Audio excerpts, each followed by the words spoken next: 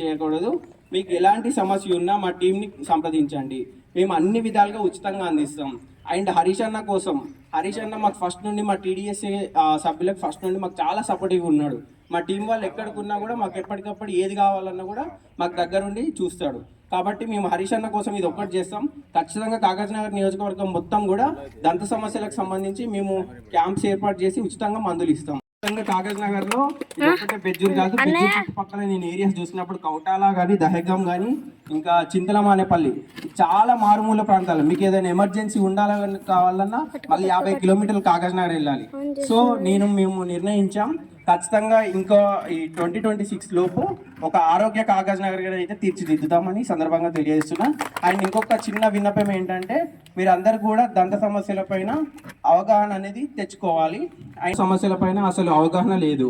And మరీ ఈ ముఖ్యంగా ఈ మారుమూల ప్రాంతాల్లోనైతే అసలే లేదు.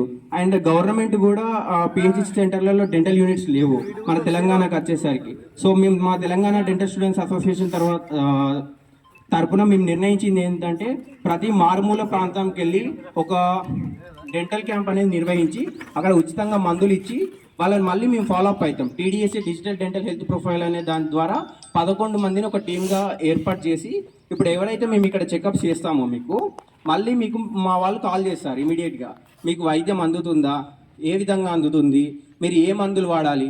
మాది టీడీఎస్ఏ ఒకటి వాట్సాప్ ఛానల్ ఉంటుంది, మీరు అందులో ఓపెన్ చేసి చూస్తే మీకు ఎలాంటి